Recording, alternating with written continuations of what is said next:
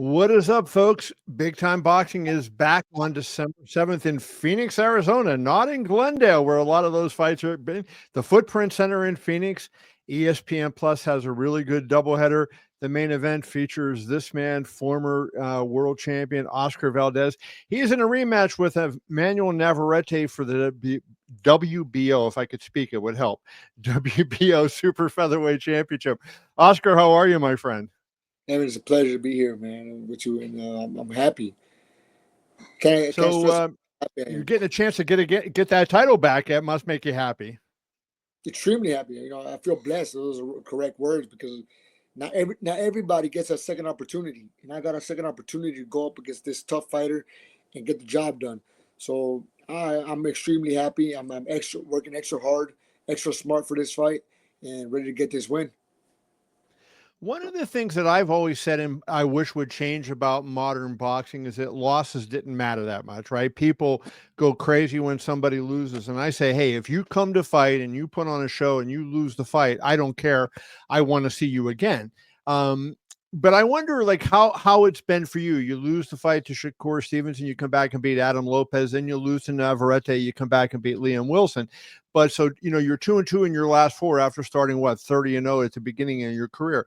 What is the difference, right? Do you notice a difference in people, and do you feel like they're considering you a little less because you've lost a couple of fights? Yeah, I do. You do see these things, and it's unfortunate because boxing is the only sport where if you lose, you're almost out of a game. Yeah, In baseball, basketball, soccer, football, whatever, even in MMA, you lose, and you can always recover in the next game, in the next season, in the next fight. As far as MMA, but in boxing, it's very weird because I think that style, Floyd Mayweather put that style where you got to protect your undefeated record. If you lose, where you're almost out, you lose twice and people don't want to see you. You lose three times, it's almost retired. People don't want to see you. It's unfortunate because boxers like myself, we work hard so many years to be in this position, and maybe to have a loss against someone like Shakur Stevenson, who's a great fighter, very hard to hit, and you lose, and it's almost like, oh well, yeah, people don't, they're retiring you. And boxing experts and analysts also do the same thing. So it's like it's very unfortunate. And then you lose again, like in my case with Vaquero, and people start questioning, all right, do you is it time to hang up the gloves? When as far as I feel like as a fighter, I feel great. I feel great. I'm inside that ring. I'm inside that gym. I'm sparring 20-year-old prospects, and I'm doing okay with them. And I still got the same speed as far as running. I got the same movements. I can train the same capacity as I was. Well, why consider retirement when people are already saying it just because you have a loss? So I agree with you as far as not not being afraid to fight the best, even if you have a loss, because back in the days, the great Muhammad Ali had losses, the great Julio Cesar Chavez had losses, Sugar Ray Leonard had losses, Hagler, Tommy Hearns, you name them, they all had losses, and it didn't change the fact that they always gave good fights. So in no way, shape, or form I try to compare myself to these fights. I'm just putting an example that it is always possibility to come back strong, and to become a world champion. Once again, once you have become a world champion. I think Arturo Gatti is the poster boy for that, right? Arturo Gatti was what you didn't care if he. I think a lot of people don't even know if the fights with Mickey Ward, would he won or lost. They just remember those fights were Yeah. like insane. Let me ask you. So let's talk about your two losses though, because they were kind of different. Shakur Stevenson, one of the best boxers in the business, a difficult guy to hit. I think that was probably a difficult matchup for you. Navarrete, a little different kind of fighter though than Shakur. How frustrating was it to he was packing up round after round after round in that fight? How frustrating was it, and what do you think went wrong that you weren't able to kind of get on track? For Shakur was a very tough fight because obviously, he was an upcoming fighter, already had become a world champion at 126, where he mentioned that I was avoiding him, which I wasn't. I was Yeah, trying to go to another division, conquer different things. And that was really bugging me, the fact that people were considering me avoiding a fighter. Like I said right. before, I've never been a fighter who's ever been scared of facing anybody. And, I had to do it for boxing. I had to do it for boxing, fight this. So I don't want to be a champion and be considered a champion only because he's avoiding other champions. So I took that fight. and it was very frustrating because you're well prepared and you have good sparring partners to imitate someone like Shakur. But when you're inside that ring with Shakur, it was very difficult to hit Shakur. His ring IQ and his defensive levels his defensive skills were another level. And I just couldn't hit him. I just couldn't hit him. And it was a tough shot to chin as far as accepting the fact that the fighter he was just a better fighter than me.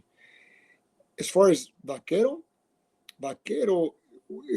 it hurt a little bit more because I know I could be a better fighter. I know I could have done different things inside that ring, and I didn't do it. I lost game track. I lost focus inside that ring.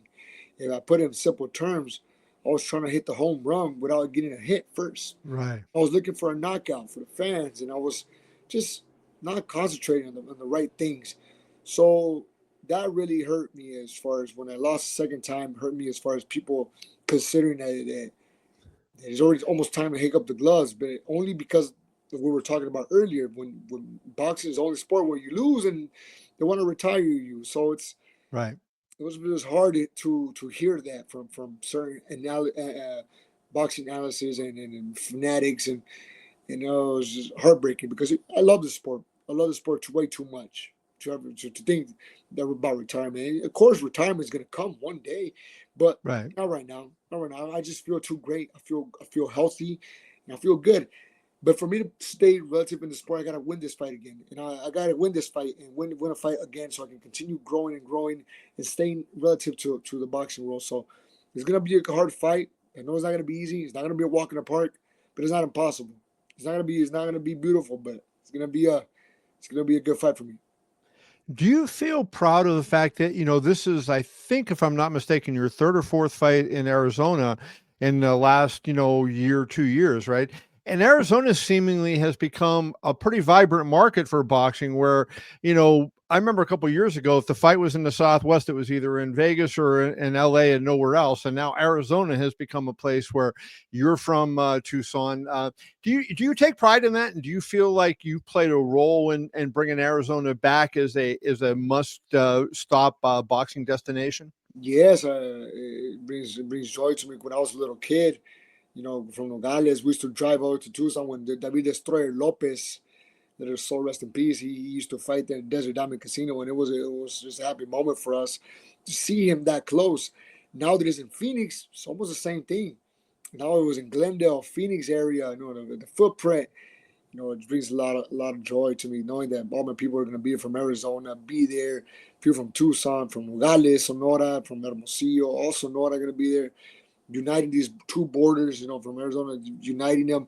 It's just a happy moment. Um, I think that's one of the reasons why I felt so obligated to give him a knockout.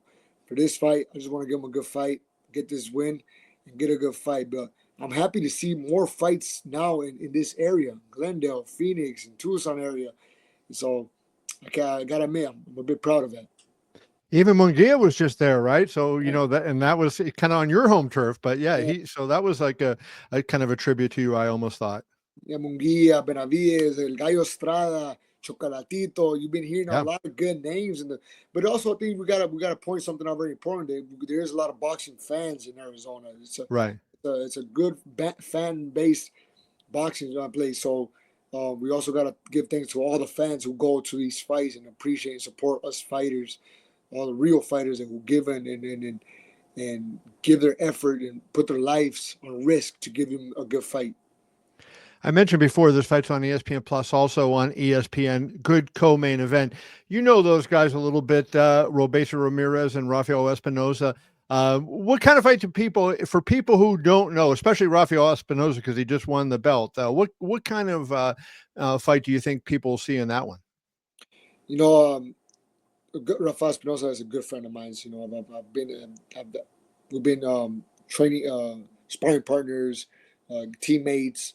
We share the same trainer, Manny Robles, who person who I love and admire, respect.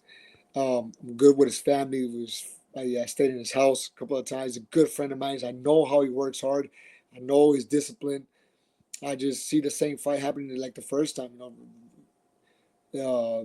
Divino Espinosa is just a disciplined guy. You won't see a more disciplined guy than him. He just trains, plays his guitar, goes back home. It's just a very simple you could say even boring lifestyle. And he's very dedicated. And I was very proud when he became a world champion because he deserves it. And he's got a tough fight in front of him. Robeisy is not an easy fight, but I got faith that he can pull it off again. So, if you win this title, are you going to, defend it, or are you getting to that point where the weight is an issue? Like, do you feel like you could make a run in this division for a while, or are you going to have to go to lightweight eventually? No, I think I can stay in this division. I might want to go to lightweight and, probably test the waters, eventually. But first, I got to win this fight. I got to win this fight, and maybe one day test the waters. And I know 135 is extremely dangerous. You got Tank Davis, you got Shakur Stevenson, you got all these tough fighters. Zepeda. It's Camarón Cepeda. It's just a tough division, and there's a reason why there are divisions, there's weight classes in boxing because. Right. So right now I can make 130 just enough so I can stay here and try to conquer this division. But first, the fighter to beat in this division, it would be Emanuel Navarrete. Before I let you go, I always have to ask about your buddy Steve. For people who don't know, Oscar has a pet alligator. Not too many people have pet alligators, so I always got to get an update on Steve. How big is Steve now, and how's he doing? 2.7 meters. Steve's just great. He lives a good lifestyle.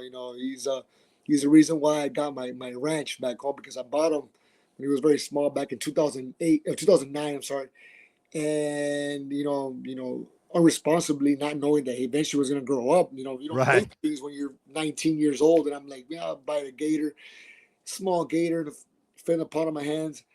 And now it's way bigger than me. It's almost double my size. Yeah.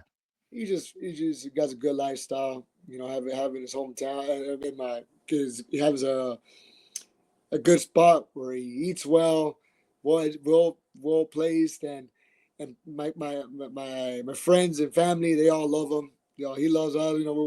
I can hop in the pool with him and he will not bite me. As much as that crazy that sounds, people, gators do have feelings. Steve, I think he likes me. A guy is tough when he's got he doesn't have a poodle. He has a pet alligator. That guy is tough. I was influenced by the great Steve Irwin. I think that was my great idol when I was a kid. Steve Irwin that's why my gator's name is Steve. Yeah. So I love him. He's one of my oldest animals, and then I got a lot of animals back at the ranch, so they're all fine.